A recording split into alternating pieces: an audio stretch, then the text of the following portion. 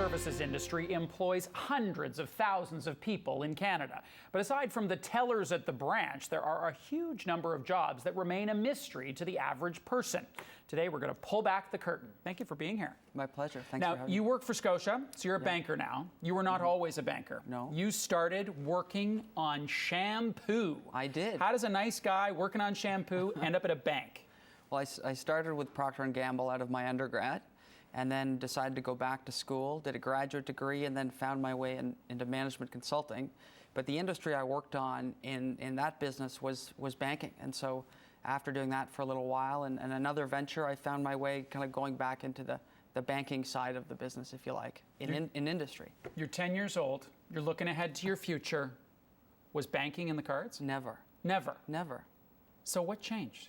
Well, I had, like I think a lot of people, this view that banks were big, and I tend to characterize myself as more entrepreneurial. They are big, Dan. But, you know, when I sort of break down the size of, say, Scotia, which has about 30,000 people in Canada, Right.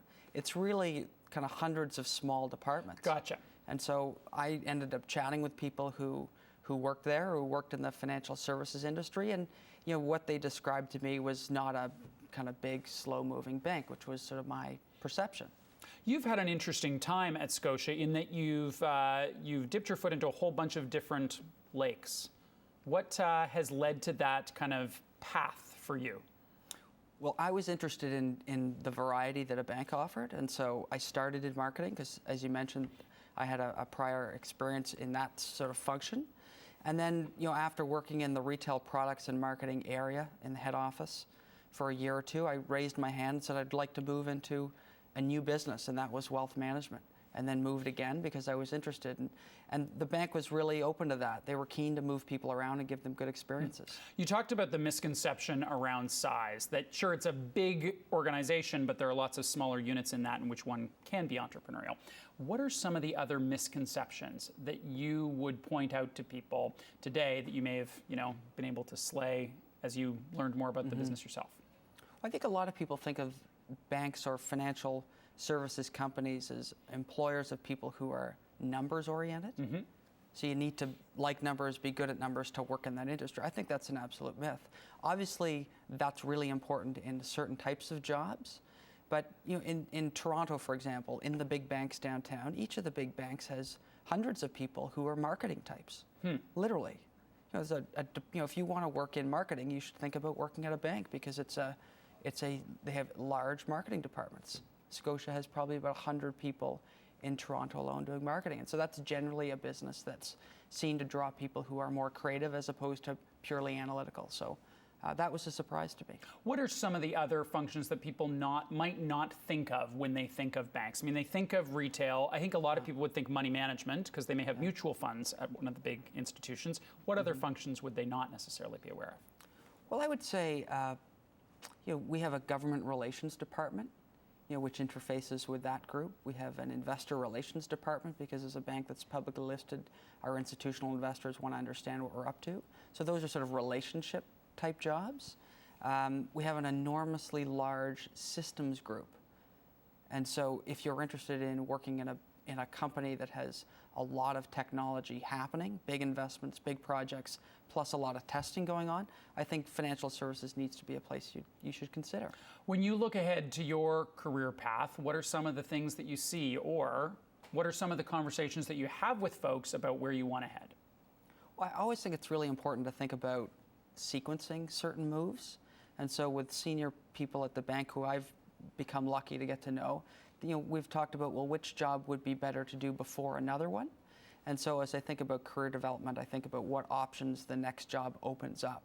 Some jobs are sort of good platforms from which to move into other experiences. You see people sometimes take an opportunity to move out of a head office environment into a sales management type job in what people refer to as the field. So out in one of the provinces and come back to head office, and that positions you for different types of next moves. So sequencing jobs is important, I think. On what sort of frequency? How quickly do people change roles? And I know that's hard to think about in terms of an average, but... Yeah, I mean, most people, 3 to 5 years would be sort of the norm, if you like. A lot of people prefer to stay for longer.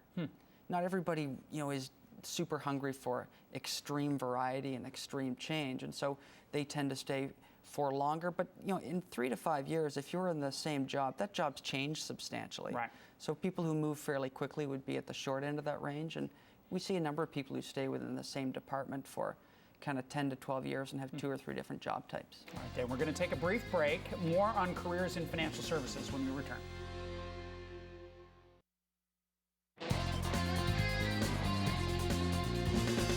Welcome back. We're talking about careers in financial services today. Dan Rees is our guest.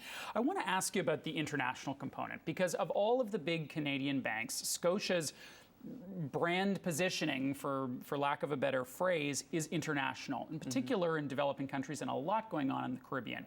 From a career perspective, how does one capitalize on, maybe a little bit of a time on a Caribbean island, for example?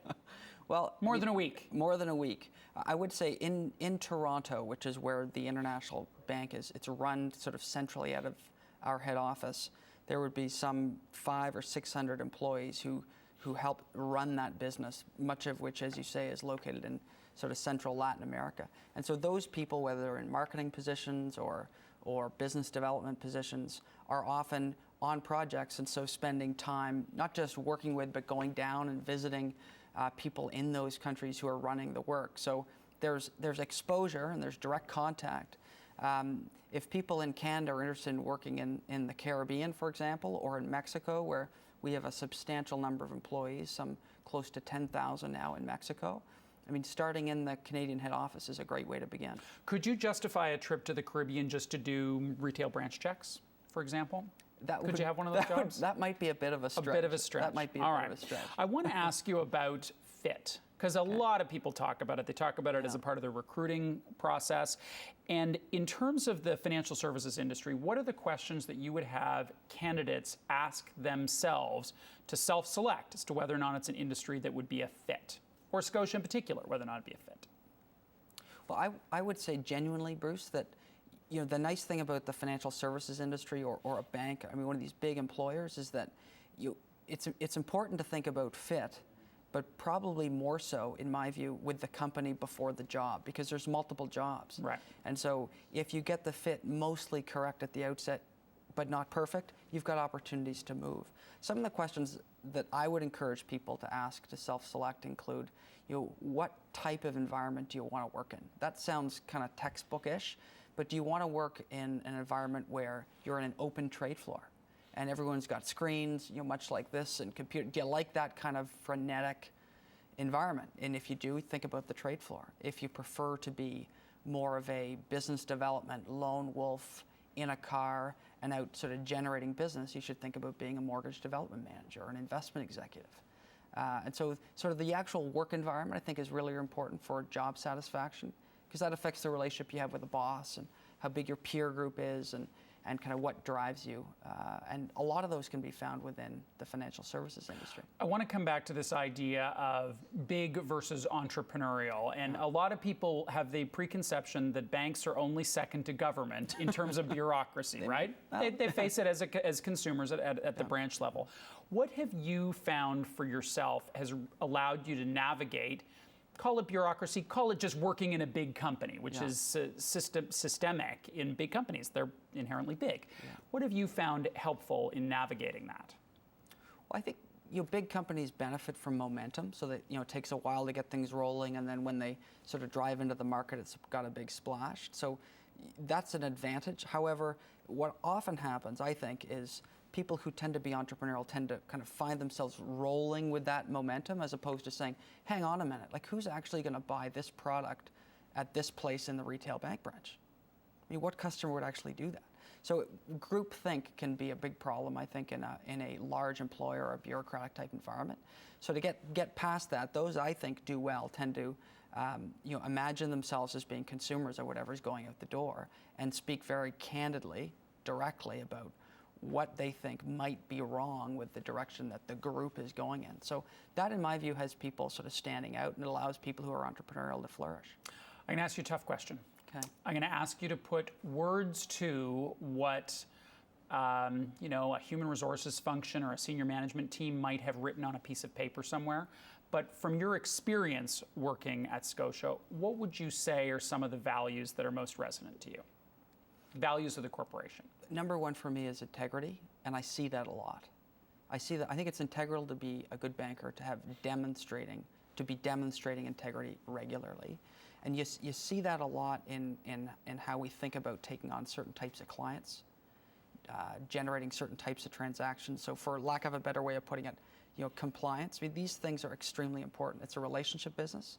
So if you don't have integrity and the client doesn't trust you, you can't do banking. Right. And so we see that a lot. We think it's extremely important. It's one of the bank's core values. And I think it separates us a little bit from the pack. Banking stocks have done extraordinarily well in the last 5 years or so. And a lot of Canadians, whether or not they work at a bank or not, have benefited from that move. Layer in this comp question, this compensation question for people who do choose financial services, how they are positioned, and this is general, and comp differs in an individual basis, but how they could benefit if they chose to work in this industry. Like, picking up on your sort of reference to stocks, every single employee at Scotiabank, as the example, if you like, gets an opportunity to benefit in share ownership program. And we've had this program now for some 20 years. And so, I would imagine that at this point, based on the bank's stock growth, an individual employee who'd been in that program now is, got hundreds and hundreds of thousands of dollars inside their RRSP as part of the employee share ownership program.